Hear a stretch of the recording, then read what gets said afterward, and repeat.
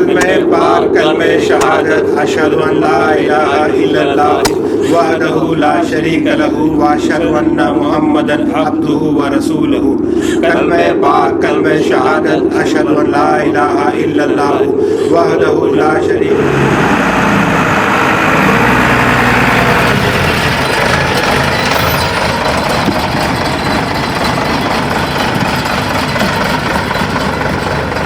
कलमे पाक कलमे शहादत अशहदु अन ला इलाहा इल्लल्लाह वहदहु ला शरीक लहु व अशहदु अन्ना मुहम्मदन अब्दुहु व रसूलुहु।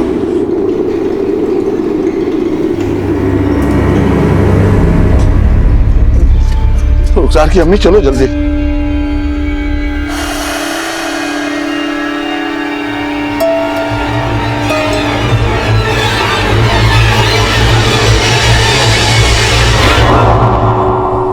हमारे बेटे रुखसार कहाँ है? जनाजा तो कब का उठ चुका है रुखसार का। क्या कहा आपने? मैयत निकाल दी आप लोगों ने? इकलौती औलाद थी हमारी, इतनी भी क्या जल्दी थी दफनाने की? थोड़ा इंतजार तो कर लिया होता। मैयत को ज्यादा देर तक नहीं रोका जाता, जानते हैं ना आप। अरे कम से कम एक बार दीदार तो करा देती हमारी बेटी का। जाइए कोशिश करिए, कब्रिस्तान में शायद दीदार भी हो जाए। चलिए मेरे बेटे के पास चलिए।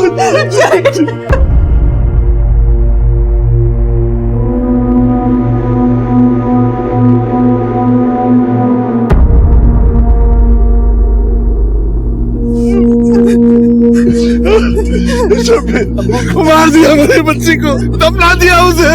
क्या करता? बीमार थी मेरी रुखसार, मैयत को कब तक रोक के रखता घर पे? गर्मी कितनी है, मगरिब भी होने को है। नहीं मानती इस बात को। हमारी बच्ची इतनी बीमार नहीं थी कि मर जाए। हम मामले के तह तक जाएंगे। और ये मत समझना कि मेरी बच्ची को दफन कर दिया तो तुम्हारा गुनाह भी दफन हो गया। हम खोद खोद के निकालेंगे, छोड़ेंगे नहीं तुम्हें। अम्मी मिट्टी की अमानत थी, मैंने मिट्टी को सौंप दिया बस।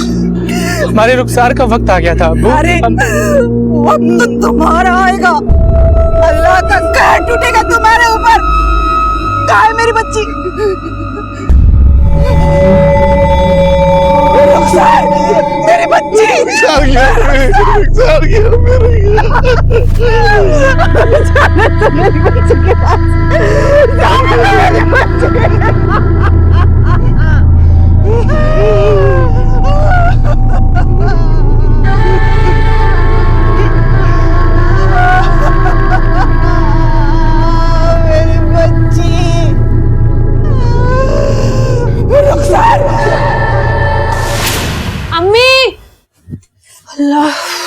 क्या हुआ बेटी? इतनी गर्मी है अम्मी, पानी दो ना। हाँ हाँ बिलाई।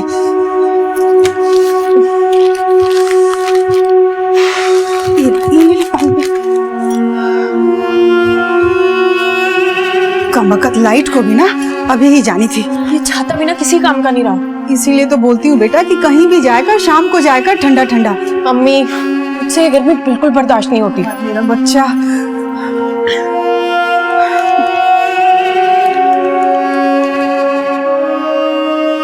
अम्मी क्या हुआ? आप हमारा कितना ख्याल रखती हैं ना, फिर हमें अपने आप से दूर क्यों कर रही हैं? अरे बेटा, हर माँ बाप का फर्ज होता है कि इज्जत से बेटी को ब्याह दे। और फिर कोई दूर थोड़ी जा रही है, तो बिल्कुल पास में जा रही है। बस एक आवाज लगाना, हम आ जाएंगे। आएंगे ना जब हम बुलाएंगे। अरे मेरी बच्ची को कोई लाके दो। अल्लाह, मेरी बच्ची को तकलीफ बर्दाश्त नहीं होती।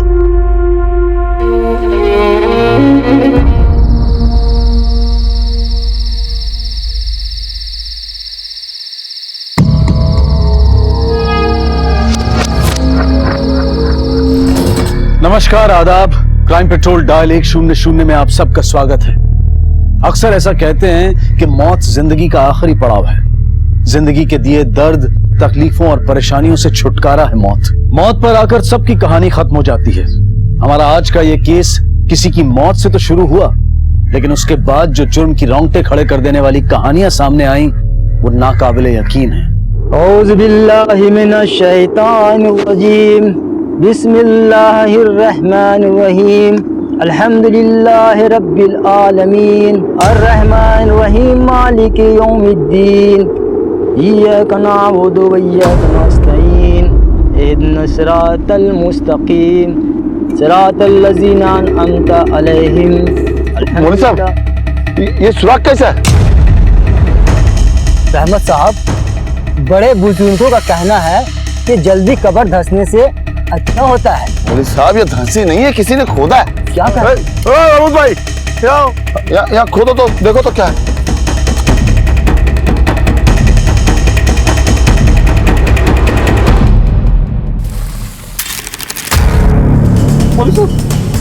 अरे लाश कहाँ गायब हो गई इस कब्र से? क्या कहा आपने? कोई कब्र खोद के लाश निकाल के ले गया? कल ही हमारी बेटी रुखसार की मौत हुई थी और उसे गांव के कब्रिस्तान में दफन किया गया। आज सुबह जब हम जियारत के लिए कब्रिस्तान पहुंचे तो रुखसार की लाश ही गायब थी। कब और कैसे मौत हुई आपकी बेटी की? उसके ससुराल वाले उसकी मौत की वजह उसकी बीमारी बताते हैं, बीमार थी मेरी रुखसार। लेकिन मुझे यकीन नहीं है साहब। आपको शक है कि वो लोग झूठ बोल रहे हैं? साहब, मुझे शक ही नहीं, पूरा यकीन है वो लोग झूठ बोल रहे हैं। कल हमारे वहां पहुंचने से पहले उन्होंने रुखसार को दफना दिया। एक ही बेटी थी साहब, आखिरी दीदार भी नसीब नहीं हुआ उसका। जरूर उन्होंने कुछ किया है उसके साथ। इस शक की कोई वजह है आपके पास? साहब, खुद आंखों देखी बात है। आप फिक्र मत कीजिए, हम चलते हैं आपके साथ।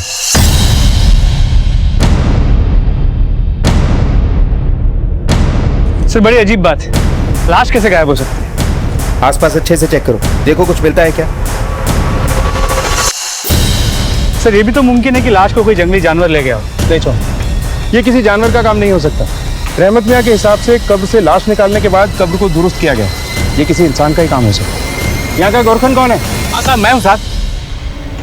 कैसे हुआ ये सब? साहब, मुझे नहीं मालूम साहब। कल रात को मैं 9 बजे के बाद चला गया साहब, उसके बाद ही हुआ होगा साहब। और साहब, इधर तो जंगली जानवर बहुत घूमते हैं, इधर तो डर के मारे कोई रात को आता भी नहीं साहब। सर, आसपास अच्छे से चेक किया, कुछ नहीं मिला। कब्रिस्तान गांव से काफी दूर है, इसके लिए आसपास कोई मकान नहीं है। पर सीसीटीवी का तो सवाल ही पैदा नहीं होता। साहब, मेरी बेटी। रहमत मियाँ, आप चिंता मत करें, हम पूरी कोशिश करेंगे। इस गोरखन के बारे में पता लगाओ, इसकी पूरी डिटेल निकालो। अब हमें रुखसार की मौत के बारे में भी पता करना होगा कि वाकई वो किसी बीमारी से मरी है या वजह कुछ और। लेकिन सर, लाश को कोई क्यों ले जाएगा? क्या कारण हो सकता है? कारण कई हो सकते हैं चौहान।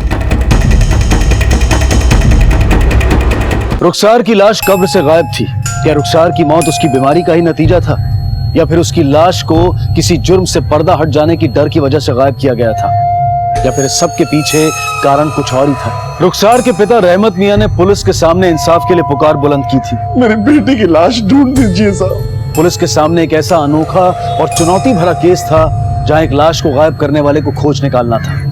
पुलिस ने पूरी सूझबूझ के साथ इस केस की संजीदगी को समझते हुए तहकीकात की शुरुआत की।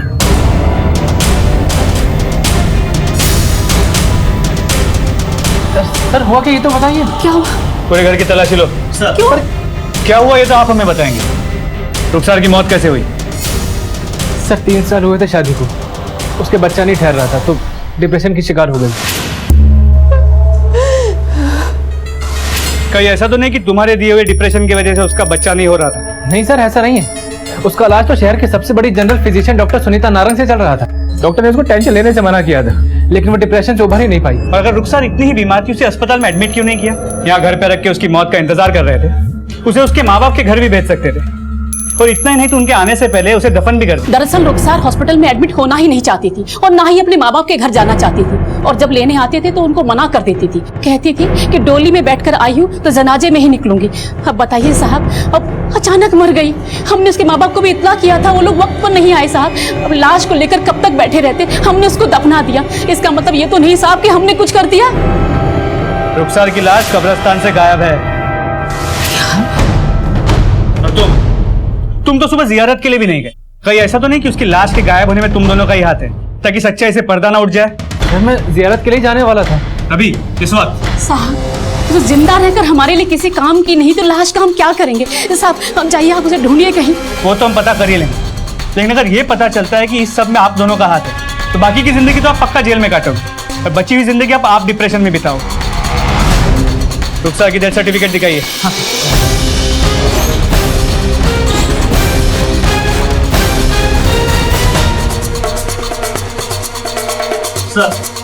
सर, अंदर से दवा मिली। नींद की दवाई है? रुखसार की? हाँ सर, वही लेती थी। डॉक्टर सुनीता नारंग ने प्रिस्क्राइब किया था। सर, रुखसार के ससुराल वाले जैसे दिखते हैं वैसे है नहीं, जरूर कुछ छुपा रहे हैं। ऐसा तुम्हें क्यों लगता है? सर, रुखसार को बच्चा ना होने की वजह से उसकी सास मुमताज उससे हमेशा नाराज रहती और इसीलिए रुखसार डिप्रेशन में थी, नींद की गोलियां भी ले रही। उसका ट्रीटमेंट डॉक्टर सुनीता नारंग के पास चल रहा था। सर, ये रुखसार की मेडिकल रिपोर्ट।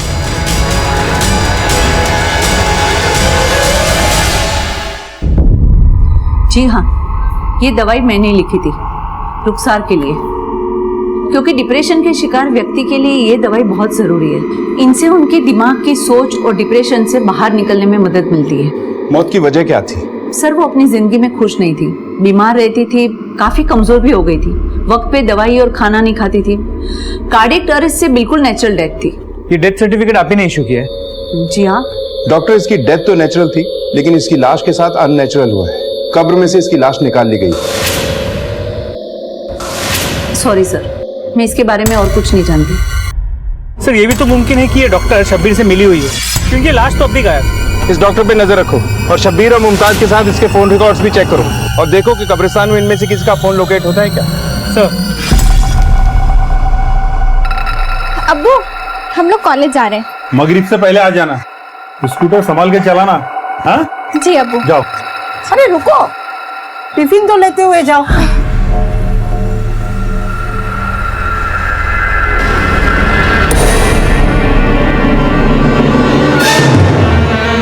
सर, मुमकिन है कि रुखसार की लाश कब्रिस्तान के बाहर गई ना, उसे एक कब्र से खोद के दूसरे कब्र में दफन कर दिया गया ताकि उसकी मौत का राज बाहर निकल ना सके। और इस सब में वो गोरकन चौकीदार महमूद भी शामिल हो सकता है, क्योंकि एक आम आदमी के लिए अकेले कब्र खोदना बड़ा मुश्किल काम है। चांद, इस कब्रिस्तान को एक बार फिर से चेक करते हैं, देखते हैं कि क्या वहां कोई नई कब्र है या कोई ऐसी जगह जिसे अभी अभी खोदा गया हो। इस केस की जड़ तक पहुंचने के लिए रुखसार की लाश का मिलना बहुत जरूरी है।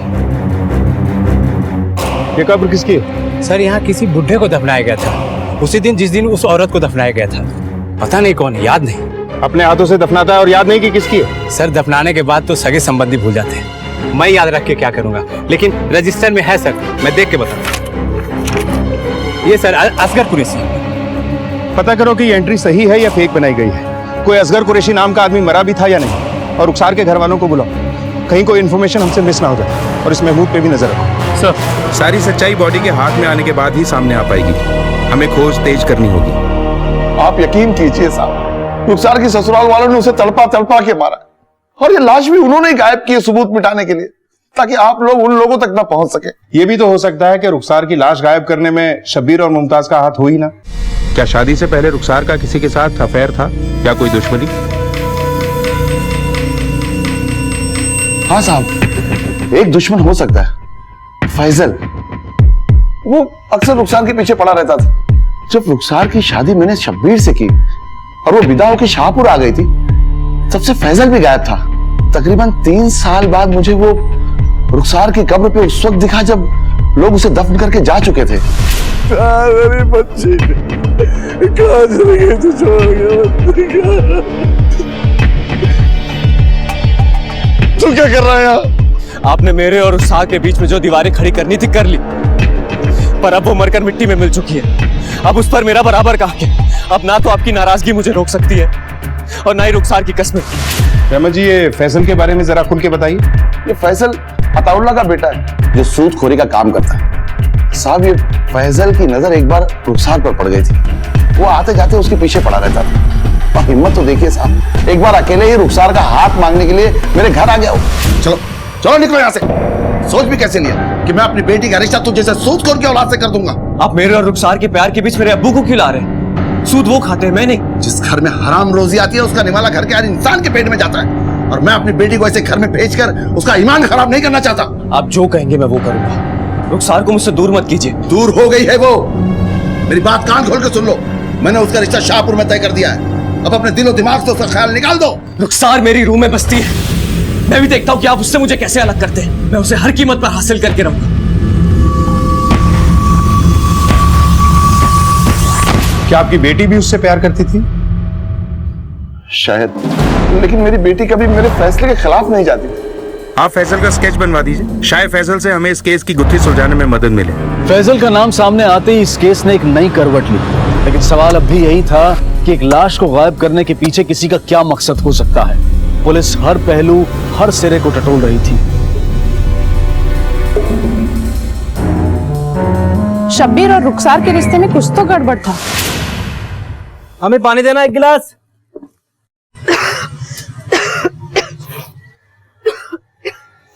नहीं पिया तुझ जैसे गुनहगार के हाथ से पानी मुझे। तुम जैसी बद किरदार को अपना के पछता रहा हूं।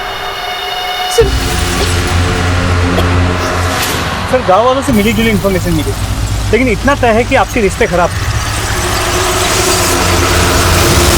सर हम अपनी तरफ से पूरी कोशिश कर रहे हैं, बहुत जल्द आपको रिजल्ट मिलेंगे। जी जय हिंद सर। सर फैजल का स्केच। हो सकता है रुखसार की मोहब्बत इस फैजल के दिल से निकली नहीं होगी। रहमत अली ने इन दोनों के प्यार को खत्म कर दिया।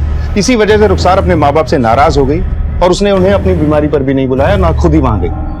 खैर फैजल के स्केच को सर्कुलेट कराओ और इसकी तलाश तेज कर दो। जी सर। चांद हम किसी भी एंगल को नजरअंदाज नहीं कर सकते और मुमताज और शब्बीर पे भी नजर रखो, क्योंकि मुजरिम तफ्तीश का सुराग लेने की कोई ना कोई गलती जरूर करता है। मैंने कोई जबान वबान नहीं दी थी, तुमने अपनी मन में कहानियां बना ली। देखो जाकिर मियां, सबसे पहली बात तो यह है कि मेरी बेटियां पढ़ाई पूरी करेगी, और रही बात शादी की तो भूल जाओ, क्योंकि मेरी बेटियां शादी के लिए तैयार नहीं है।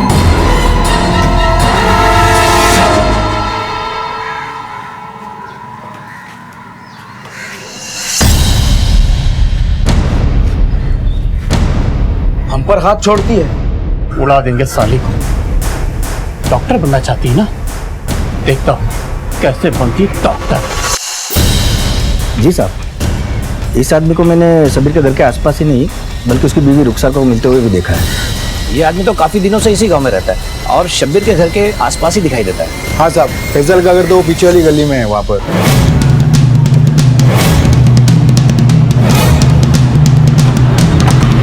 ताला है, पास पड़ोस में पूछताछ करो फैजल के बारे में। जी साहब कहिए। ये फैजल यहीं रहता है? जी साहब, ये मेरा ही घर है और ये फैजल लगभग 3 साल से यहीं किराए पर रहता था। अभी 3 दिन पहले बिना बताए कहीं चला गया। उसके माँ बाप का पता है आपके पास? जी साहब, ब्यावरा में बड़ी मस्जिद की गली में उनका घर है।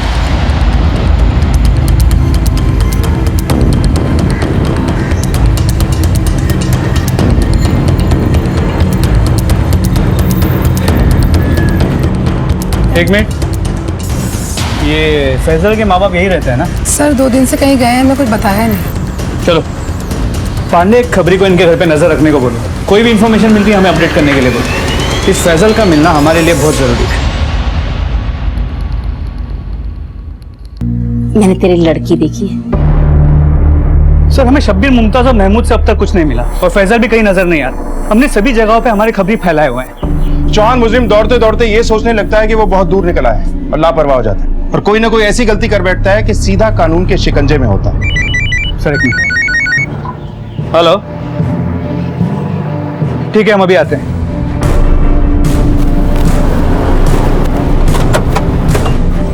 हटिए यहाँ से, हटिए हटिए, चलिए।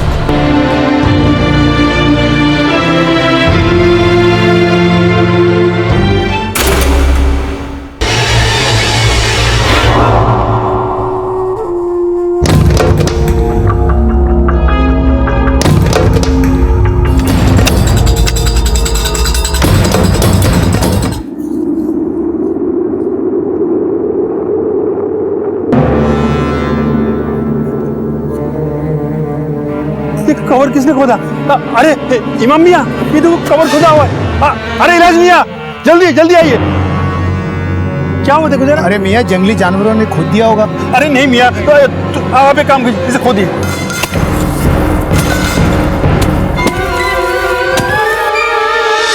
मेरी बच्ची की लाश कहाँ गई?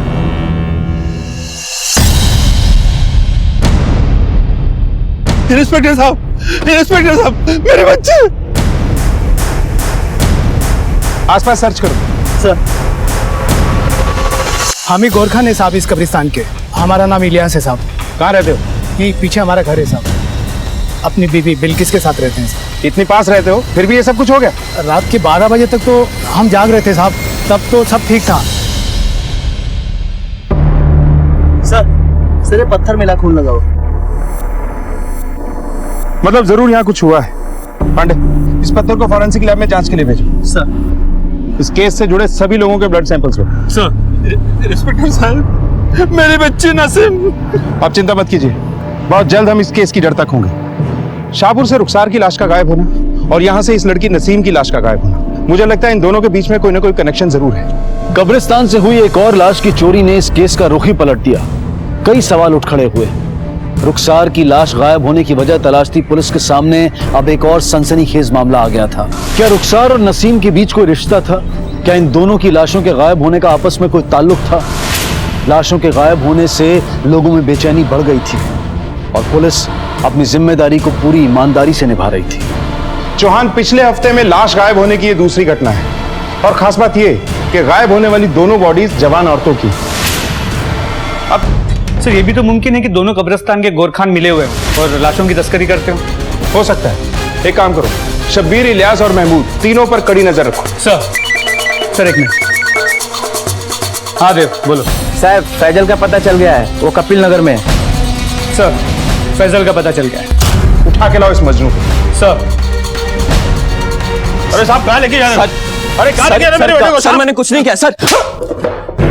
देखो मजनू मियां, बचपन से जिस लड़की के पीछे पड़े थे, शादी के बाद भी जिसके चक्कर में अपना घर बार छोड़कर यहाँ किराए पे रहने चले आए, उस रुखसार की कब्र पे अपना हक जता रहे थे ना। आपने मेरे और रुखसार के बीच में जो दीवारें खड़ी करनी थी कर ली, पर अब वो मरकर मिट्टी में मिल चुकी है। अब उस पर मेरा बराबर का हक है। उस हक का इस्तेमाल करके लाश को कहाँ छुपा के रखा है? ये सब आप क्या कह रहे हैं सर? जो सच है वही बोल रहा हूँ। सच सच बता दे, रुखसार की लाश को कहाँ रखा है? हमें रहमत मियां ने बता दिया है कि रुखसार की लाश गायब होने से पहले आखिरी बार तुझे कब्र पे देखा गया था। हाँ सर, मैं उसकी कब्र पर गया था और आखिरी बार उसका चेहरा भी देखना चाहता था, पर रहमत मियां वहां पर होंगे और मुझे देखकर चिढ़ जाएंगे, इस वजह से मैं कब्रिस्तान के बाहर ही घूम रहा था। और जब लोग दफना के चले गए तब मैं उसकी कब्र पर फातिया पढ़ने पहुंचा। कब से जानता है रुखसार को?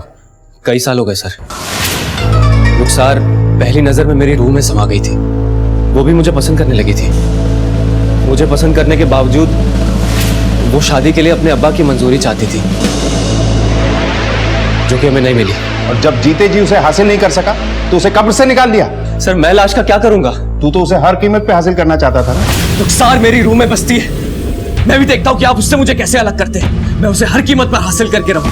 हाँ सर, ये सच है कि मैंने उनको चैलेंज किया था, पर उस चैलेंज को तो रुखसार ने कोने से सुन भी लिया था और उसके बाद रुखसार मुझसे मिलने भी आई थी। फैजल, मेरी बात तो सुनो। हमने अब्बा को मनाने की बहुत कोशिश की। फैजल अब्बा जुबान दे चुके हैं और आप अब्बा के खिलाफ नहीं जा सकते। बेहतर यही होगा कि आप हमें भूल जाएं। रहमत मियां है सर उसकी मौत के जिम्मेदार। उसकी शादी उस शब्बीर से करवा दी और उसे मुझसे दूर कर दिया। मैं उसके बगैर रह नहीं पा रहा था सर, इसलिए मैंने तय किया कि मैं यहाँ आ जाऊंगा और यहीं रह गया। उसकी सास मुमताज ने बच्चे को लेकर उसका जीना हराम कर दिया था सर। उस तनाव में उसकी तबीयत भी खराब हो गई और ये सब मुझसे देखा नहीं गया, इसलिए एक दिन मैंने उसका रास्ता रोक दिया। रुखसार, बात को समझने की कोशिश करो। ये क्या हाल बना रखा है? देखो दवाइयाँ क्या करेंगे? सर, मैं तुम्हारे बिना रह नहीं पा रहा हूँ, प्लीज वापस आ जाओ मेरे पास। अच्छा, तो ये गुल खिलाड़ी मेरे पीठ पीछे थी। अब समझ में आ रहा है तेरी बीमारी का कारण और तेरे बच्चा ना होने का कारण। शबीर, ऐसा कुछ भी नहीं है जैसा तुम सोच रहे हो। फैजल मुझे जानता है, लेकिन हमारा कोई बुरा ताल्लुक नहीं है। ये हमारे घर रिश्ता लेकर आया था, लेकिन अब्बा ने मना कर दिया था और तब से सब खत्म है। अब तो सब शुरू होगा। तेरे अब्बा को तो जमात में बिठाऊंगा मैं, देखियो। मैं उसकी जिंदगी बर्बाद नहीं करना चाहता था सर, कभी नहीं। लेकिन उस दिन के बाद से उसके शौहर ने उसका जीना आराम कर दिया होगा और वो बेचारी घुट घुट कर मर गई। तेरी कहानी में कितनी सच्चाई है और कितनी मिलावट, ये तो हम पता लगा ही लेंगे। खैर, ये बता, लड़कियों को जानता है? नहीं सर। जब तक तेरी ये कहानी सच साबित नहीं हो जाती, इस गांव को छोड़कर कहीं मत जाना।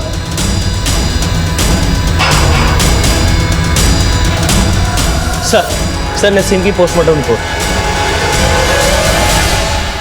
इसका मतलब ये महज एक्सीडेंट ना होते हुए एक मर्डर भी हो सकता है। चौहान, एक्सीडेंट की असली वजह जरीन हमें बता सकती है। हमारे लिए जरीन का होश में आना बहुत जरूरी है। जो भी हमारे शक के दायरे में है, सब पे नजर रखो, मुमताज और शब्बीर पे भी। सॉरी सर, जरीन अभी भी बयान देने की हालत में नहीं है। उसकी हालत बहुत ही खराब है, आगे कुछ बोल नहीं सकते। देखिए, ये महज एक हासन है, कोई कत्ल की साजिश भी हो सकती है। आपकी बेटियों की किसी से कोई दुश्मनी थी? इंस्पेक्टर साहब, वो तो हमें नहीं पता, पर मेरा दोस्त जाकिर अपने गवार बेटे इरफान को लेकर मेरे घर आए थे रिश्ता मांगने के लिए।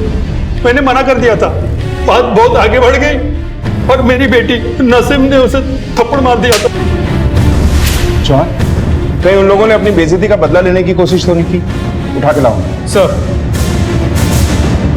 रुखसार की गायब हुई लाश की गुत्थी अभी सुलझ भी नहीं पाई थी कि नसीम की लाश गायब हो गई। लेकिन इतना तो सामने आ ही गया था कि दोनों के घरेलू मामले ठीक नहीं थे। रुखसार पर तनाव हावी था, वो अंदर ही अंदर घुट रही थी। उसकी सास मुमताज और शौहर शब्बीर का रवैया उसकी तरफ बिल्कुल ठीक नहीं था। पुलिस ने इस मामले की तह तक जाने के लिए और लाशों को गायब करने वाले तक पहुंचने के लिए इस केस से जुड़े हर इंसान पर कड़ी नजर रखनी शुरू कर दी। सर, संदिग्धों पे छोड़े खबरियों से मिली इंफॉर्मेशन के हिसाब से शब्बीर को कई बार कब्रिस्तान में आते जाते देखा गया। जो आदमी जीते जी रुखसार का ना हो सका, मरने के बाद कब्रिस्तान के चक्कर काट रहा है। या फिर पुलिस की तहकीकात पे नजर रख रहा है। शब्बीर की मां मुमताज रुखसार के कब्र की मिट्टी सूखने से पहले ही इसके लिए नया रिश्ता ढूंढ रही है। चौहान, मुमताज को रुखसार कभी पसंद ही नहीं। दूसरे कब्रिस्तान के गोरखान इलियास को कई बार एक ढाबे पे सुरेश नाम के आदमी से मिलते हुआ देखा गया। ये सुरेश पहले मुर्दा घर में काम करता था और लाशों की तस्करी के लिए अंदर जा चुका है। इलियास की बीवी बिल्किस, इन दोनों के बीच झड़प हुई, जिसके बाद बिल्किस के सर पे चोट लगी। इलियास का एक भाई है इम्तियाज, जो उसके साथ नहीं रहता। एक गोरकन का इस तरह एक मुजरिम से मिलना किसी दूसरी तरफ इशारा करता है। माजिद ने जब अपने दोस्त जाकिर के बेटे इरफान का रिश्ता ठुकराया था, तो इरफान ने चाय की दुकान में नसीम और जरीना को सबक सिखाने की बात की। हम पर हाथ छोड़ती है, उड़ा देंगे साली। इस इलियास, सुरेश और इरफान को उठवाओ। सर।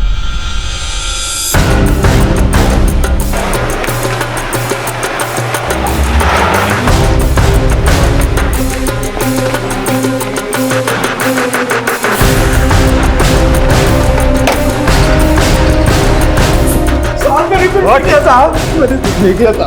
बता, कहाँ गायब की लाशें? क्या किया उनके साथ? सजा काटने के बाद मैंने उनका धंधा छोड़ दिया साहब। फिर हमें देख के भागा क्यों? जेल से छूटने के बाद मुझे कोई काम नहीं दे रहा था, इसलिए मैंने सट्टे का धंधा शुरू कर दिया साहब। सच बता। मैंने कुछ नहीं किया साहब, मुझे माफ कर दो। इसका ब्लड सैंपल ले लो।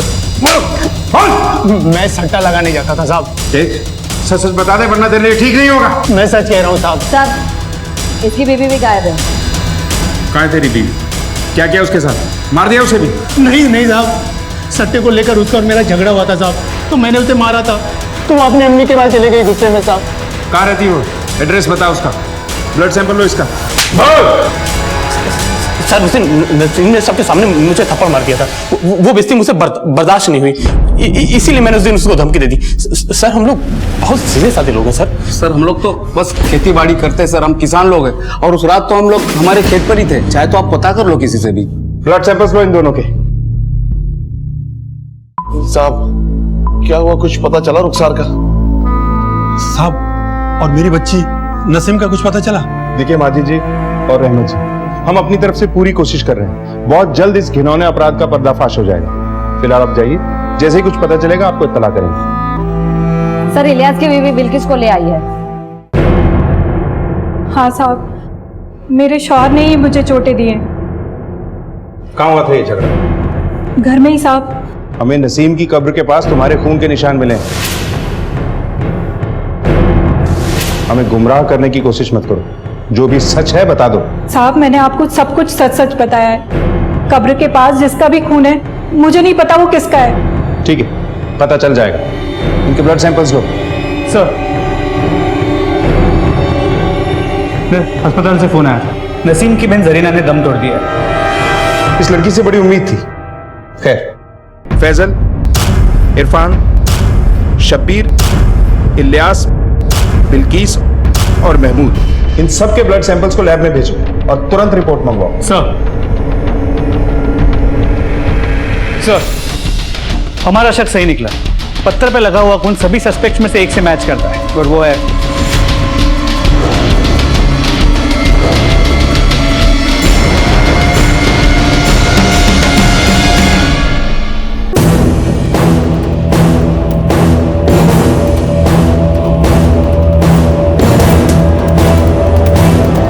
कल में शहादत, ला इलाहा इल्लल्लाह। रुकिए नवाज भाई, कल में इस जनाजे को नीचे रखिए। मौलाना साहब, क्या बात है? आप अपनी बेटी की मैयत किसी और गांव में नहीं दफना सकते? गांव की इज्जत का सवाल है। आपको अपनी बेटी की मैयत इसी गांव में दफनानी होगी। अब तो जानते हैं कि यहाँ लाशों के साथ क्या क्या हो रहा है।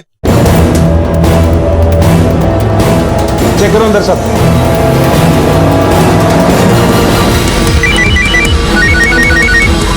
हेलो, क्या? ठीक है, हम अभी आते हैं। सर, गांव में जरीना को दफनाने को लेकर हंगामा हुआ है। चलो।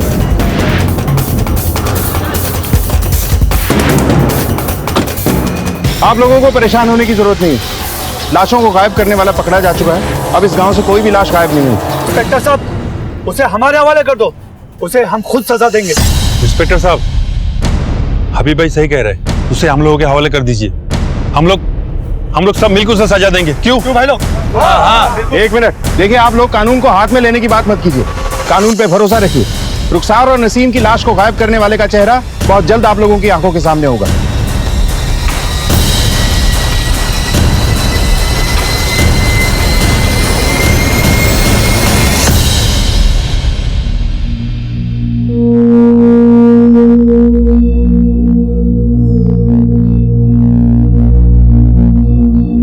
पुलिस ने दावा तो कर दिया था कि लाशें गायब करने वाला मुजरिम पकड़ा गया है, लेकिन क्या वो वाकई सही दिशा में जा रहे थे? क्या इतना संगीन जुर्म करने वाला मुजरिम उनके हाथ लग चुका था? आने वाली सुबह क्या पैगाम लेकर आएगी, ये कोई नहीं जानता था।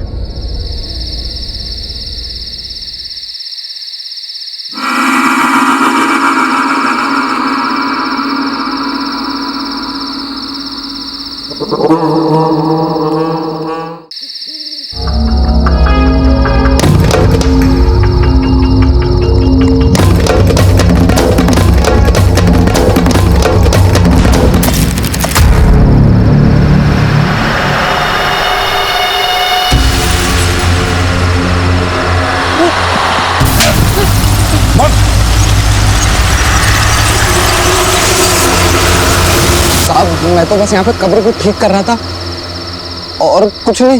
झूठ मत बोल, तेरी भाभी ने हमें सब बता दिया है। अगर ये बात तुम लोगों की जुबान से निकली ना तो काट के यहीं गाड़ दूंगा। साहब, भाभी ना झूठ बोलती हैं। साहब, मैं तो बस कब्रों को ठीक कर रहा था साहब। हाँ, मैंने किया ये सब। सर, 1 साल पहले तक मैं अपने भाई इलियास के साथ उसी के घर पे रहता था। मेरे गांव में एक बहुत खूबसूरत सी लड़की थी जिसको मैं बहुत पसंद करता था। मैंने सोचा शायद ये मेरे दिल की बात समझेगी। महक ने ना मेरी बहुत बेइज्जती की थी। मैं बदले की आग में झुलस रहा था। महक को हमारे कब्रिस्तान में गाड़ा गया। उसके जिस्म की आग मेरे दिमाग में नाक बनकर डस रही थी। मैं सेक्स और बदले की आग में इतना झुलस रहा था कि मुझे साहब कुछ समझ में नहीं आ रहा था। आधी रात को उठकर मैंने उसकी कब्र खोदी। सर, उसके बाद से मुझे लाशों के साथ ये सब करने में बहुत मज़ा आने लगा। साहब, मुझे ना मुर्दा जिस्मों का शौक हो गया था। और ना जाने सर कितनी मुर्दा लड़कियों के जिस्म मेरी जिंदगी में आए और गए। मतलब नसीम की बॉडी को भी तूने ही गायब किया था? उसे मारा भी तूने ही था? हाँ साहब, बहुत दिन हो गए थे। कोई नई लाश हाथ ही नहीं लगी थी। वो होंगे जेल के अंदर और मैं उन लड़कियों के साथ, उनके मुर्दे जिस्म के साथ मजे करूंगा दूर जंगल में। तुझ जैसे दरिंदे को इस दुनिया में जीने का कोई हक नहीं है।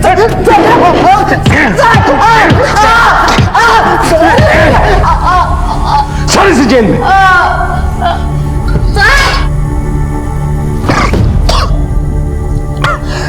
रुखसार की मौत इसी सोच का नतीजा थी कि लड़की डोली में ससुराल जाए और वहां से जनाजे में ही बाहर निकले।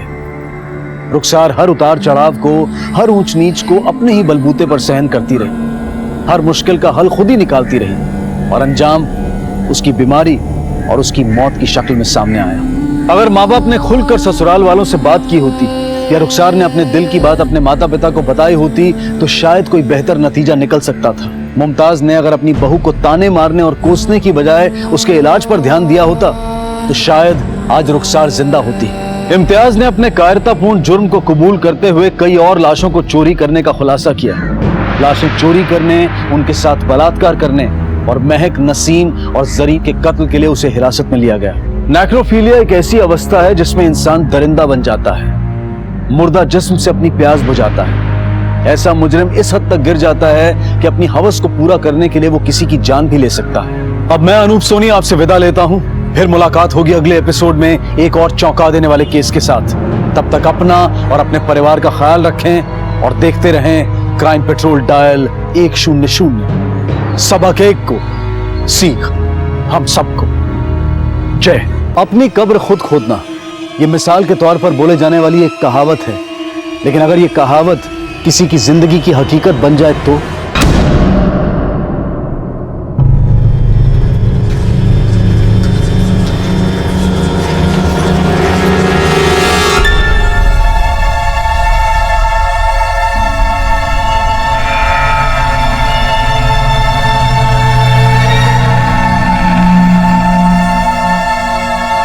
ढूंढी शादी को, कैसे भी ढूंढी हमारे बेटे को लेकर आई। हम करते कुछ करते रोना अहमद भाई, सारा मोहल्ला छान मारा पर सादिक का कहीं नहीं पता चला। अरे फिर एक बार स्कूल में जाके देख ले। भाईजान स्कूल में हम 2-2 बार देख लिया है, हमको तो लगता है स्कूल से आते हुए रास्ते में गायब हो गया। अरे गायब तो तेरा अक्ल के सिंह हो गए जो ये लापरवाही की तूने।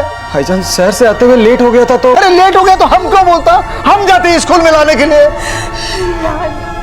हमारे सादिक की हिफाजत करना। इस तरह वक्त बर्बाद करने से कोई फायदा नहीं, चलकर पुलिस को खबर करते हैं। पुलिस? हाँ चलिए हम अभी आते हैं।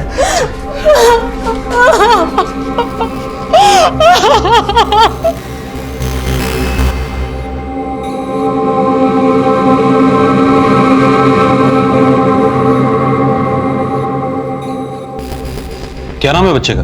सादिक। हमारे घर के पास जो नगर निगम का स्कूल है उसमें पढ़ता है सादिक। स्कूल छूटने के बाद उसका चाचा उसको लाने के लिए जाता है, लेकिन आज ये लेट हो गया। साहब, हम शहर से दुकान का सामान लेने चले गए थे। कैसा सामान? हमारी और भाईजान की एक टेलर की दुकान है, उसी का सामान।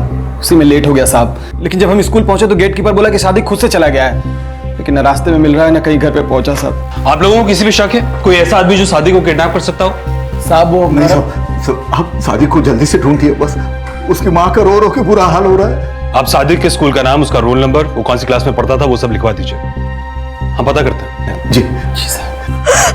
हाँ, मेरा सादिक मिल जाएगा ना? मिल जाएगा।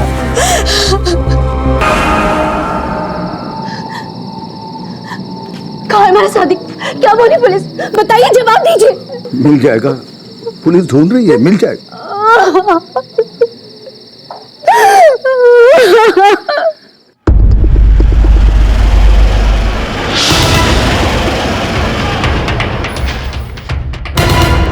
मैं टीचर और स्टूडेंट से मिलता हूँ, तुम बाहर रेडियो वाले से पूछताछ करो। सर।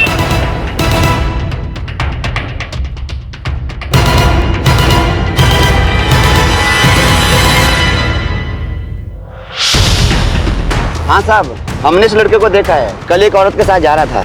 कौन औरत? कैसी दिखती थी? साहब वो बुर्के में थी और चेहरा ढका हुआ था। अंकल, एक सोडा देना। अच्छा बेटा।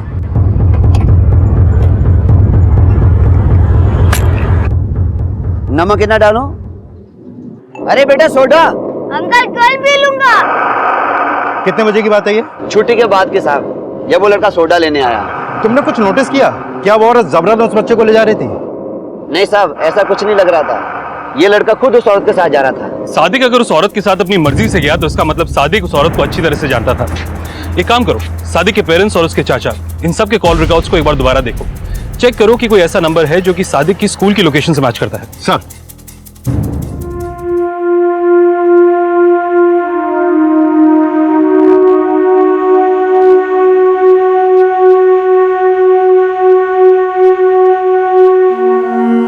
अरे वाह, कितना अच्छा लिखा है। सुनिए ना, देखिए सादिक ने कितना अच्छा लिखा है, पढ़िए ना। अरे ये तो अंग्रेजी में है। अरे हमारे वालिद ने हमें मदरसे में भेजा था, स्कूल में नहीं भेजा था। तो मदरसे में जो सीखा वो सीखा। लेकिन बेटा तुम मोहसिन जैसा बिल्कुल मत बनना। अरे इतना जो अंग्रेजी लिखा है तो बोलना भी तो जानते हो ना। उस दिन तुमने बोल के दिखाया था ना, अम्मी को बोल के दिखा। हाँ अबू। बोल। My name is Sadiq Khan, My father's name is Ahmed Khan and my mother's name is Farida Khan.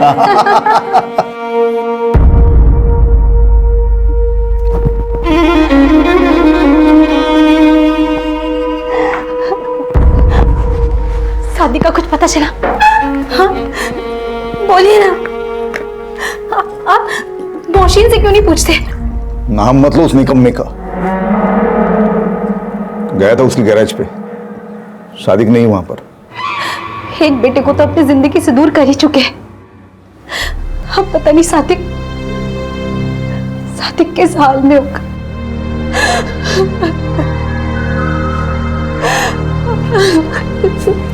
खुदा करते फर्क।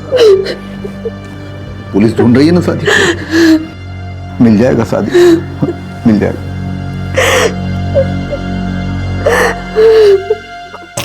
सर, सादिक की फैमिली में सबके कॉल रिकॉर्ड चेक किए, लेकिन ऐसा कोई भी नंबर नहीं मिला जो सादिक की स्कूल वाली लोकेशन से मैच करता है जब सादिक गायब हुआ था। लेकिन सर, सादिक के चाचा तौफीक के कॉल रिकॉर्ड में एक ऐसा नंबर है जो सादिक की स्कूल वाली लोकेशन से मैच करता है, और ये नंबर शमीना के नाम पे रजिस्टर है। ये शमीना कौन है? सर, ये तो नहीं पता चल पाया, लेकिन कॉल रिकॉर्ड के मुताबिक शमीना और तौफीक के ये नंबर पिछले दिनों अक्सर सादिक के स्कूल वाली लोकेशन पे थे। और सर, जब मैंने इस नंबर पे कॉल किया तो फोन बंद था। ये शमीना रहती कहाँ है? गणेशपुरा में, सादिक के स्कूल से 5-6 किलोमीटर दूर है सर। शमीना के कॉल रिकॉर्ड्स निकलवाओ। सादिक की किडनैपिंग से लेकर शमीना के फोन बंद होने तक शमीना का फोन कौन कौन सी जगह पर एक्टिव था, इसके बारे में तो पता करो सिंह। सर, तब तक हम पता करते हैं कि शमीना उस दिन सादिक के स्कूल के बाहर गई क्यों थी।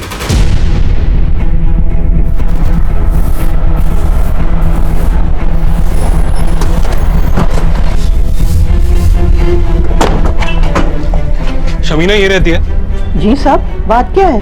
बुलाइए, उससे कुछ बात करनी है। वो तो घर पर नहीं है, कॉलेज वाले उसे घुमाने ले गए। कब गई थी घूमने? कल दोपहर को।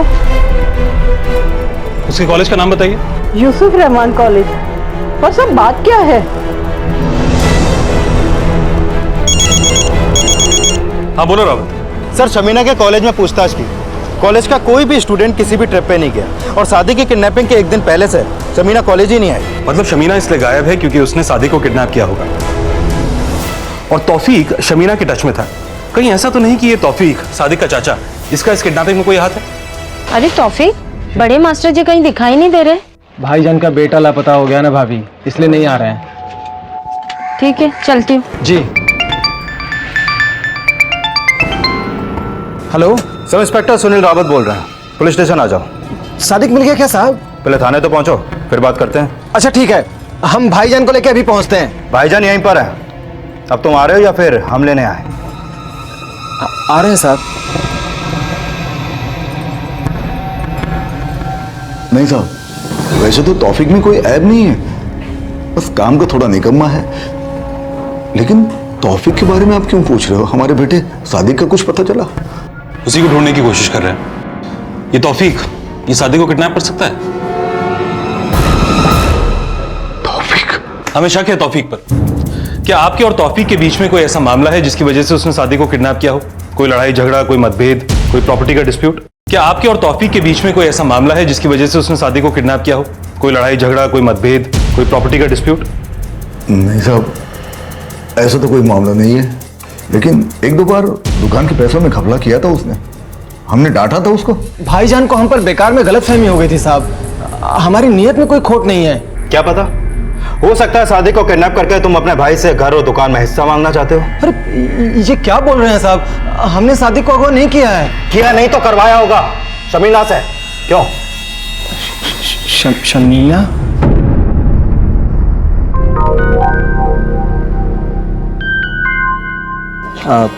नाम क्या लिखो आपका? शमीना शेख।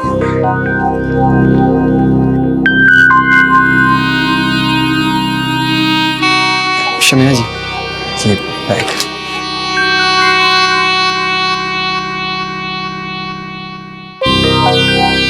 शमीना से हमारी मुलाकात 6 महीना पहले हुई थी साहब, और हम दोनों में प्यार हो गया। जब हम सादिक को स्कूल से लेने जाते थे तो वहीं टाइम निकाल कर हम शमीना से मिलते भी थे। वहीं पर हमने स्कूल के बाहर शमीना को सादिक से मिलवाया भी था।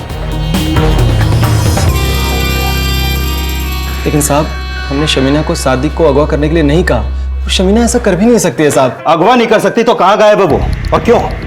हमें खुद नहीं समझ में आ रहा है साहब।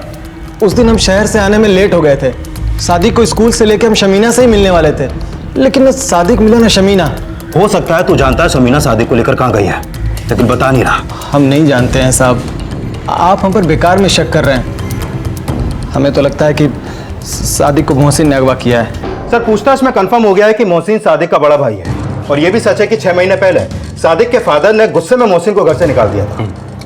शमीना के गायब होने से एक बात तो साफ है कि सादिक को जिस औरत के साथ देखा गया वो शमीना ही थी, और शमीना का तौफीक के साथ कनेक्शन है। कहीं ऐसा तो नहीं कि तौफीक खुद को बचाने के लिए मोहसिन का नाम ले रहा है। एक काम करो, इस तौफीक पर नजर रखो, तब तक हम सादिक के पेरेंट्स से मिलते हैं और देखते हैं कि वो मोहसिन और तौफीक के बारे में क्या कहते हैं। सर। हाँ साहब, मोहसिन को हमने ही घर से निकाल दिया था। बचपन से उसका पढ़ाई में ध्यान ही नहीं था।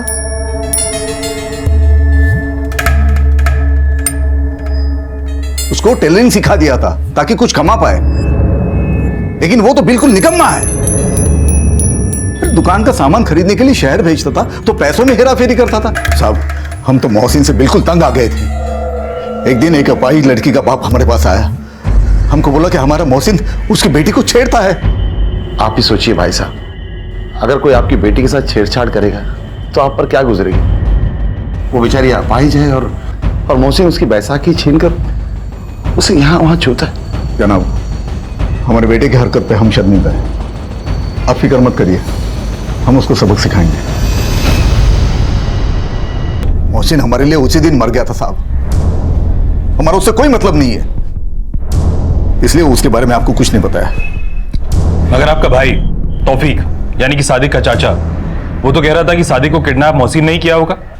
मोहसिन ने? वो सादिक को क्यों किडनैप करेगा भला? ये तो अब आप हमें बताएंगे। मोहसिन भले ही बिगड़ा हुआ और आवारा लड़का था, लेकिन वो सादिक को कभी कोई नुकसान नहीं पहुंचा सकता। दोनों भाई एक दूसरे को दिलो जान से चाहते थे साहब। मोहसिन तो बीच बीच में सादिक को मिलने भी आया करता था, लेकिन हम उसको सादिक को मिलने नहीं देते थे, क्योंकि हम ये चाहते थे कि मोहसिन की बुरी आदतों का असर सादिक पर ना पड़े। ये देखो हम तुम्हारे लिए क्या लाए हैं, तुम्हें पसंद है ना? कुछ भी देने की कोई जरूरत नहीं है। तुम यहाँ पे क्यों आए? चलो निकल यहाँ से, निकल निकल यहाँ से। और हम पक्का यकीन से बोल रहे साहब, मोहसिन सादिक को गायब करके अपनी अम्मी को कभी तकलीफ नहीं पहुंचाएगा। मोहसिन जानता है साहब, उसकी अम्मी सादिक से जितना प्यार करती है उतना ही उससे करती है। हम इन्हें कब से बोलते आ रहे हैं साहब कि मोहसिन को माफ करके घर ले आइए, लेकिन ये हमारी बात कभी सुनते ही नहीं। साहब, हमारा एक बेटा तो दूर था ही, अब हमारे दूसरे बेटे सादिक को वापस ले आइए। हम उससे दूर नहीं रह सकते। ये मोहसिन आजकल रहता कहाँ है? गणेशपुरा में किराए पे रहता है। ये शमीना रहती कहाँ है? गणेशपुरा में। सादिक के स्कूल से 5-6 किलोमीटर दूर है सर। नंबर दीजिए उसका। 400। आप जिस नंबर को डायल कर रहे हैं वो इस समय स्विच ऑफ है। सर फोन बंद है। बंद है? ये गणेशपुरा में मोहसिन रहता कहाँ है?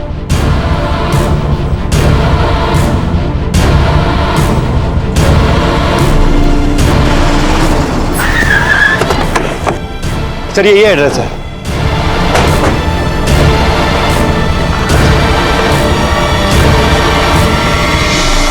सर ये तो ताला लगा है। लैंडलॉर्ड से पूछते हैं। साहब कल सुबह से यहाँ ताला लगा हुआ है। कहाँ गया होगा मोहसिन, कुछ आइडिया है? साहब कुछ आइडिया नहीं है, समय का तो पता नहीं है, लेकिन वो रात रात भर गायब रहता है और दिन दिन भर यहाँ पर जुआ खेलता रहता है। 2 महीना हो गया साहब, भाड़ा भी नहीं दे रहा है। काम क्या करता है मोहसिन? काम का तो पता नहीं, लेकिन वो जो कुछ भी कमाता है सब पैसा शराब और जुए में उड़ा देता है और बहुत परेशान कर रखा है साहब उसने जो है। और मैंने बोला घर खाली करने के लिए तो हमें ही धमका रहा है साहब। ठीक है, जो कुछ भी मोहसिन के बारे में अब तक पता चला है उससे एक बात तो साफ है, वो सिर्फ बिगड़ैल ही नहीं बल्कि 2 कदम आगे भी है। और सर ये भी तो हो सकता है कि उसने ही सादिक को किडनैप किया और अब अपने फादर से पैसा मांगने का कोई प्लान बना रहा हो। एक काम करो, सादिक के पेरेंट्स के फोन को सर्वेलेंस पर डलवा दो और मोहसिन के कॉल रिकॉर्ड्स चेक करो, देखो कि इसका और शमीना का कोई कनेक्शन है क्या। सर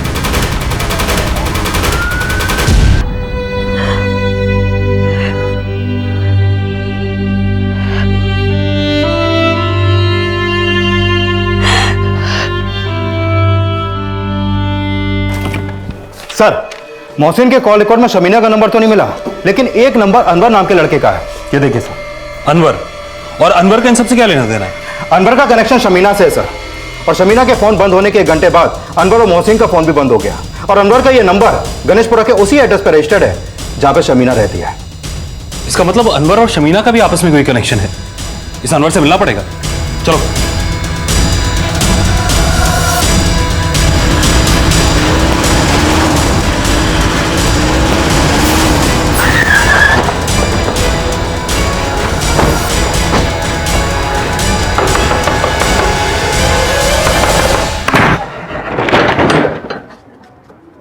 क्या बात है साहब? अनवर यहीं रहता है?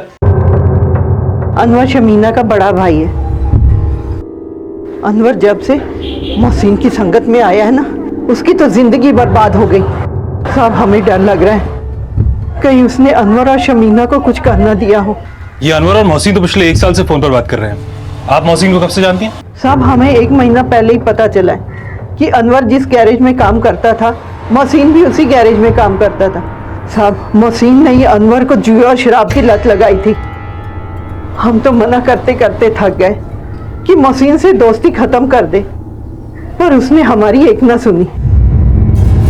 जिस गैरेज में अनवर और मोहसिन काम करते थे उसका पता क्या है?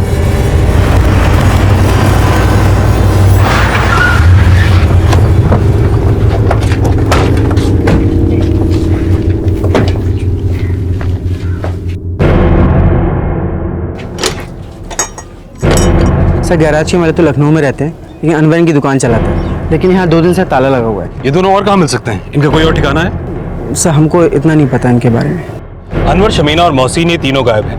अनवर की दादी कह रही है कि अनवर और शमीना को मोहसिन ने गायब किया है, जबकि सादिक कबाब कह रहा है कि मोहसिन अपने भाई सादिक को किडनैप कर ही नहीं सकता।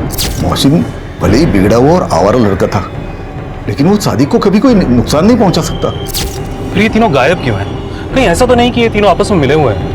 और सर तौफीक और शमीना के रिलेशन का सादिक की किडनैपिंग और उन तीनों के गायब होने का क्या कनेक्शन हो सकता है? और ये भी नहीं समझ में आ रहा कि सादिक की किडनैपिंग हुई किस मकसद से, क्योंकि फिरौती का भी अभी तक कोई कॉल नहीं आया। रावत, कई बार किडनैपर्स एकदम से फिरौती की डिमांड नहीं करते।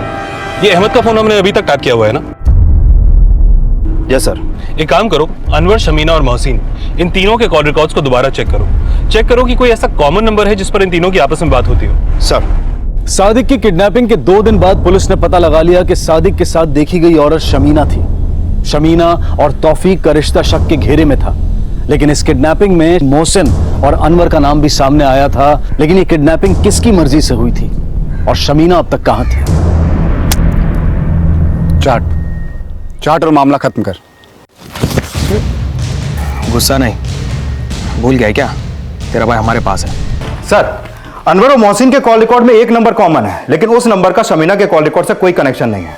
किसका नंबर है ये? सर ये आसमा के नाम पे रजिस्टर्ड है, और एड्रेस उसी एरिया का है जहां पर वो गैरेज है जिसमें अनवर और मोहसिन काम करते थे।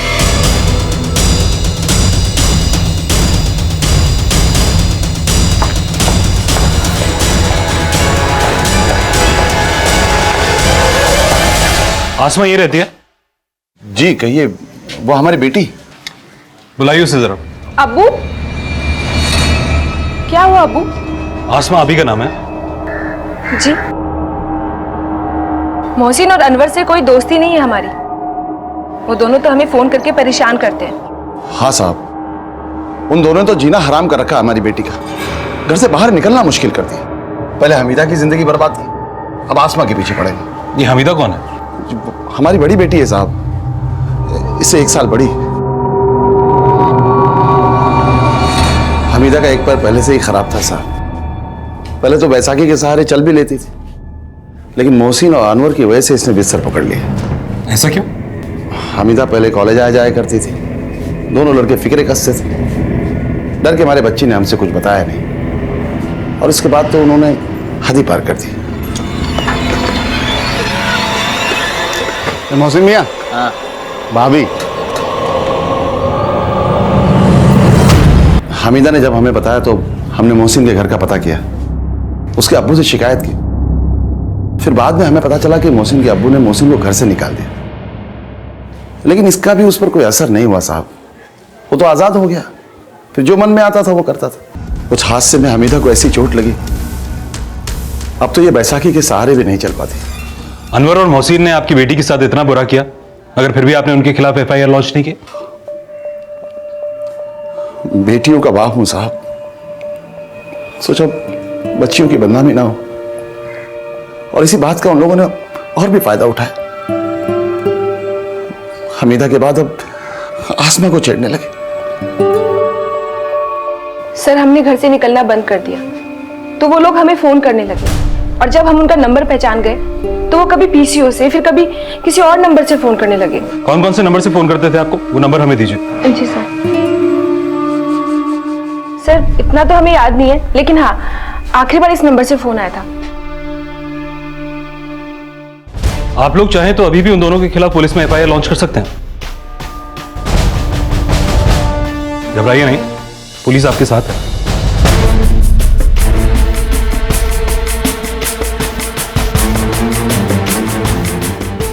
सर, आसमा ने जो नंबर दिया था वो बंद है। पता करो ये नंबर किसका है, और साथ ही आसमा की कॉल रिकॉर्ड्स निकलवाओ। हो सकता है कि आसमा के जरिए हम सादिक तक पहुंच पाए। सर, जिस नंबर से आसमा को अनवर और मोहसिन ने आखिरी बार धमकी भरा कॉल किया था, वो नंबर सादिक के चाचा तौफीक के नाम पर रजिस्टर्ड है। तौफीक? हमने कुछ नहीं किया साहब। हम मानते हैं कि वो नंबर हमारे नाम पे है, लेकिन हमने वो नंबर और नया फोन शमीना को तोहफे में दिया था, जो वो अपने दादी और अनवर से छुपा के रखती थी, क्योंकि उन्हें हमारे रिश्ते के बारे में नहीं पता था। दरअसल हमारे और शमीना की उम्र में 15 साल का फर्क है ना, इसलिए। लेकिन हमारा उसी नंबर पे शमीना से हमेशा बात होती थी साहब। कहानी मत बना। कहानी नहीं बना रहे हैं साहब, आप हमारा यकीन कीजिए। हमको और शमीना को इसमें फंसाया जा रहा है, और अब तो हम पक्का यकीन के साथ कह सकते हैं कि शमीना ने भी सादिक को अगवा नहीं किया होगा। नौटंकी मत कर और सच सच बोल कि क्या गेम खेल रहा है। गेम तो मोहसिन और अनवर खेल रहे हैं साहब, हम तो बेकसूर है। तौफीक बेकसूर था या उसे भी रंजिश का शिकार बनाया गया था, यह अब भी साफ नहीं था। लेकिन जल्द ही पुलिस को पता चलेगा कि सादिक को कहां ले जाया गया है। सर, जो नंबर तौफीक के नाम पे रजिस्टर्ड है, वो नंबर सादिक की किडनैपिंग के वक्त सादिक के स्कूल वाले एरिया में ही एक्टिव था, और उसी दिन 2 बजे सदर मार्केट में बंद हो गया। लेकिन सर, हैरानी की बात यह है कि उस नंबर पर पिछले दिनों इंटरनेट सर्वर के थ्रू काफी कॉल आए थे, लेकिन उसका आईपी एड्रेस नहीं ट्रेस हो पा रहा, जिसके चलते ये नहीं पता लग पा रहा कि वो कॉल किसने किए थे।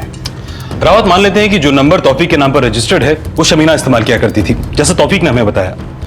तो फिर उन इंटरनेट कॉल्स का क्या राज हो सकता है? और जिस दिन सादिक किडनैप हुआ उसी दिन ये नंबर सदर मार्केट में बंद हुआ, राइट? Yes sir. एक काम करो, सदर मार्केट पुलिस स्टेशन से कहो कि एरिया में जितने भी सीसीटीवी कैमरास हैं सबको स्कैन करें। देखो किसी कैमरा में शमीना, अनवर, मोहसिन या तौफीक तो कैप्चर नहीं हुए। सर, सादिक की किडनैपिंग के एक दिन बाद सदर पुलिस को मेरठ हाईवे पर एक लड़की की लाश मिली थी। ये देखिए सर, और ये लाश शमीना की फोटो से मैच करती है।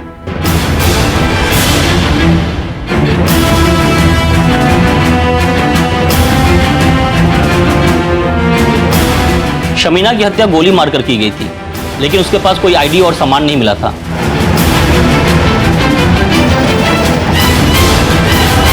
अब तक ये माना जा रहा था कि शमीना ने ही सादिक को किडनैप किया था, लेकिन शमीना की हत्या ने इस केस के सारे समीकरण ही बदल दिए।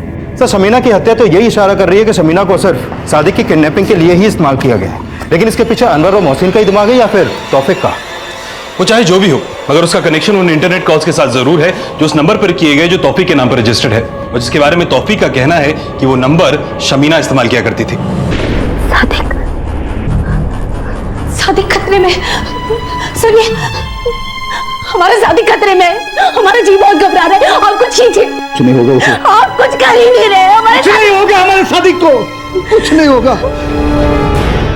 अल्लाह पे भरोसा रख।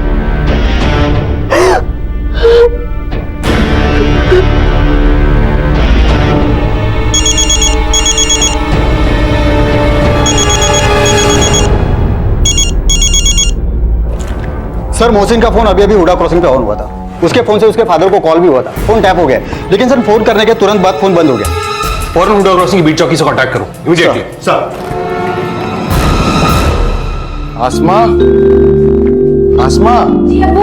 अब मैं बेटा सब्जी ले आया हूँ, जो अच्छा लगे वो पका लेना। लाओ, ये हम काट देते हैं। लड़कों के खिलाफ कंप्लेन ना करके बहुत बड़ी गलती की है। बेटी के बाप की 1000 मजबूरियां होती, और आपकी इन मजबूरियों की सजा आपकी बेटियों को ही मिली अब्बू। ये आज तू कैसी बातें कर रही है बेटा? अब्बू, आज ऐसा लग रहा है कि ऊपर वाला हमें कोस रहा है। काश हमने उन लड़कों को पहले ही जेल भिजवा दिया होता। तो वो जालिम आज किसी मासूम के साथ ऐसा नहीं कर पाते।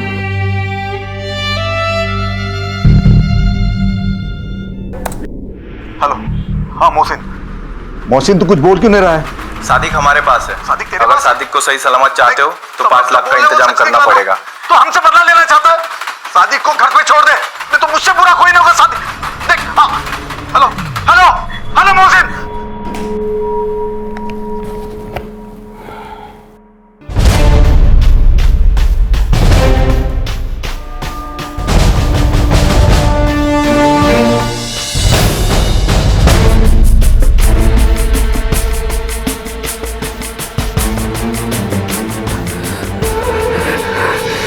पता नहीं वो कौन सी मनहूस घड़ी थी जब इस कमीने ने जन्म लिया। सुनिए, ये लीजिए, इन गहनों को बेचकर 5 लाख रुपए का इंतजाम कीजिए, लेकिन मेरे सादिक को बचा लाइए। सर, हुडा क्रॉसिंग से मोहसिन का अब तक कोई लीड नहीं मिला। मिलेगा भी नहीं रावत, क्योंकि मोहसिन हुडा क्रॉसिंग गया ही नहीं। मतलब सर? ये समझाने के लिए मैं तुम्हें एक आसान सा एग्जांपल देता हूं। तुम मुझे इस केस के बारे में कुछ जानकारी दो, मैं तुम्हें बीच में टोकूंगा, मगर तुम्हें रोकना नहीं है। ऑलराइट? Okay sir. सर, अगर हम सादिक के फैमिली सादिक कौन है? तुम रुके रावत, रोकना नहीं है। सर, हमने उनकी फैमिली के हर मेंबर के कॉल। प्रिंटर क्यों खराब है? तुम फिर रुके रावत, रोकना नहीं है। सर, मैं ये कहना चाह रहा हूँ कि अगर कोई लीड मिलेगा। कैसी लीड? सर, बट नेचुरल, अगर आप इतनी जोर से चिल्लाकर बोलेंगे और बीच में रोकेंगे तो मुझे रुकना ही पड़ेगा। मेरा रिएक्शन होगा ही सर। यही रिएक्शन रावत इस कॉन्वर्सेशन में मोहसिन की तरफ से मिसिंग है। मोहसिन सिर्फ अपनी बात किया जा रहा है, अपने फादर की बात को रिएक्ट ही नहीं कर रहा है, जबकि उसके फादर उस पर चिल्ला भी रहे हैं। गौर से सुनो। हेलो। हाँ मोहसिन तू कुछ बोल क्यों नहीं रहा है? सादिक हमारे पास है। सादिक तेरे अगर पास? सादिक को सही सलामत चाहते हो तो 5 लाख का इंतजाम करना पड़ेगा। एक और बात, सादिक हमारे पास है। सादिक तेरे अगर पास? सादिक को सही सलामत चाहते हो तो 5 लाख का इंतजाम करना पड़ेगा। तुम्हें इस कॉन्वर्सेशन में ट्रेन की आवाज सुनाई दे रही है? हाँ सर, लेकिन सर हुडा क्रॉसिंग के आसपास तो कोई रेलवे ट्रैक नहीं है। 10 किलोमीटर के रेडियस में रावत एक भी रेलवे ट्रैक नहीं है। ये इंटरनेट कॉल भी 15 सेकंड का है। शायद इंटरनेट कॉल करने वाले ने मोहसिन की आवाज को रिकॉर्ड किया और उसके बाद हुडा क्रॉसिंग पर जाकर मोहसिन के फोन से फोन किया। I am sure Rawat, Sadiq, Mohsin और अनवर किसी ऐसी जगह पर है जो किसी रेलवे ट्रैक के पास है। और इस आसमा ने जो हमें नंबर दिया वो तौफीक के नाम पर रजिस्टर्ड था, राइट? Yes sir. मगर तौफीक का कहना है कि वो नंबर शमीना इस्तेमाल कर रही थी, और आसमा का कहना है ये वो नंबर है जिससे मोहसिन और अनवर उसे फोन कर परेशान किया करते थे। कहानी कुछ अटपटी सी लग रही है। एक काम करो, इस आसमा की फैमिली को भी इन्वेस्टिगेट करो, कहीं ऐसा तो नहीं कि इस पूरे कांड में उनका ही कोई हाथ हो। सर,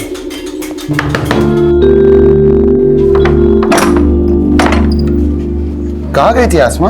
अब वो आपा के लिए दवा लेने गई थी, हमने बताया तो था आपको। अच्छा तू यहाँ ठहर, हम आते हैं थोड़ी देर में। जी अब्बू।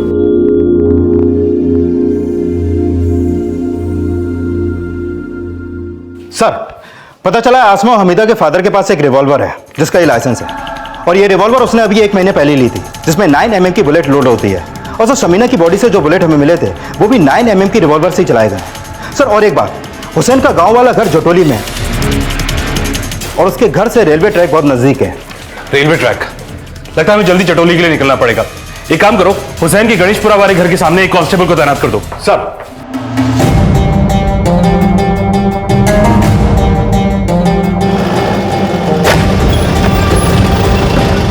सब तरफ चेक करो, उधर देखो।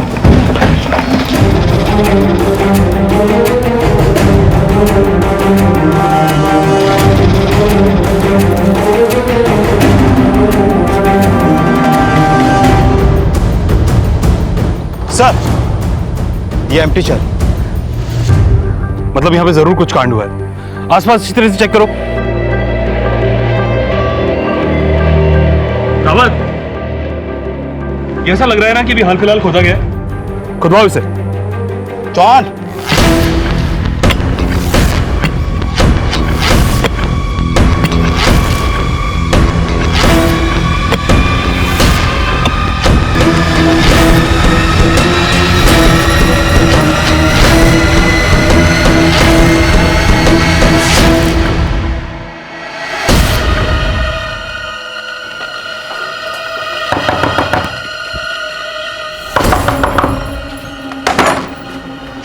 साहब आप?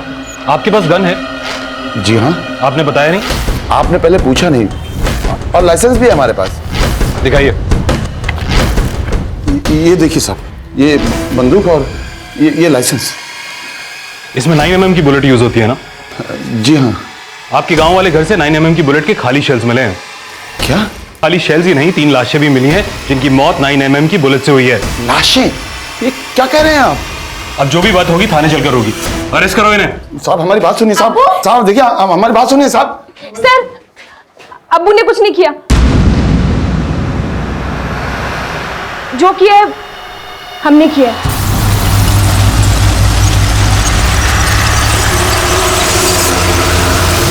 आसमां क्यों किया ये सब? बदला लेने के लिए। मोहसिन और अनवर ने हमारा रेप किया था। उन्होंने सिर्फ हमारा ही नहीं, हमारी आपा का भी रेप किया था। आपा का रेप करने के बाद उन्होंने कहा कि अगर हमने पुलिस से कुछ भी कहा तो वो हमें जान से मार देंगे। अब्बू डर गए। हमारा रेप हुआ तो भी वो यही कहते रहे। हाँ, हम पुलिस के झंझटों में नहीं पड़ेंगे। चाहिए तो हम ये शहर ही छोड़ देंगे, हम नहीं पड़ेंगे। अब्बू ने लाइसेंसी गन इसलिए खरीदी कि अगर कभी जान पर बनाई तो उसे इस्तेमाल कर लेंगे। लेकिन हम उन दोनों से अपनी और अपने आपा की बेइज्जती का बदला लेना चाहते थे। लेकिन इस प्लान को अंजाम देने के लिए हमें किसी की मदद की जरूरत थी। इसलिए हमने अपने दोस्त फरहान से बात की। वो भी हमारे साथ था और उसका एक दोस्त, वो भी हमारी मदद करने के लिए तैयार हो गया था। इस दौरान हमें पता चला कि शमीना का तौफीक से अफेयर चल रहा है, कि वो शादी को लेकर हमारे पास आए, वरना हम उसके भाई अनवर को उसके और तौफीक के रिश्ते के बारे में बता देंगे। शमीना बहुत डर गई थी और वो इसलिए मान गई और शादी को लेकर हमारे पास आई। शमीना को हमने मार दिया, लेकिन अनवर से यही कहा कि शमीना अभी सही सलामत है।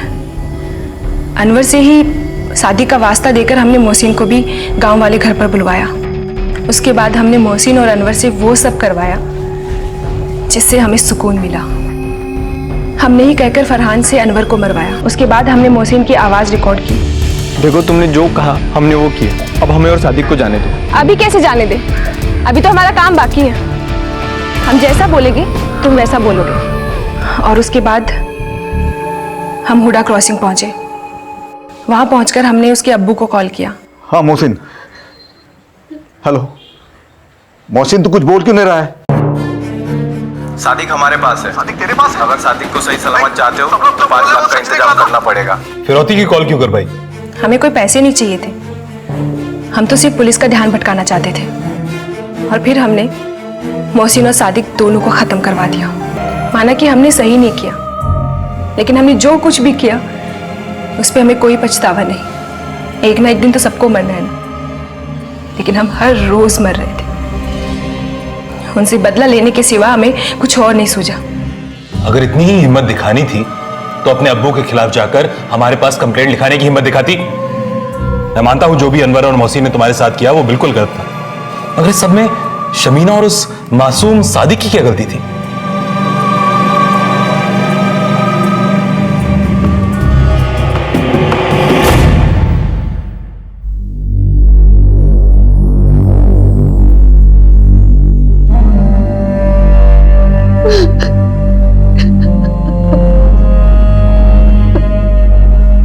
कहते हैं कि ऊपर वाले ने सबकी सांसें तय कर रखी हैं, लेकिन जिंदगी छीनने वाले को ऊपर वाले की कठपुतली कहना क्या दुनिया बनाने वाले पर मिथ्या आरोप लगाने की साजिश नहीं?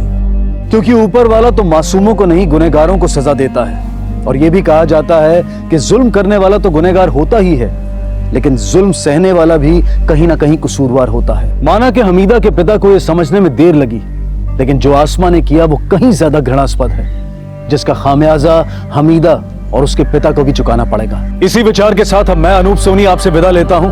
फिर मुलाकात होगी अगले एपिसोड में एक और चौंका देने वाले केस के साथ। तब तक अपना और अपने परिवार का ख्याल रखें और देखते रहें क्राइम पेट्रोल डायल 100। सबक एक को सीख हम सबको। जय हिंद। इस तरह के और भी एपिसोड देखने के लिए हमारे चैनल को सब्सक्राइब करें और बेल आइकन दबाना ना भूलें।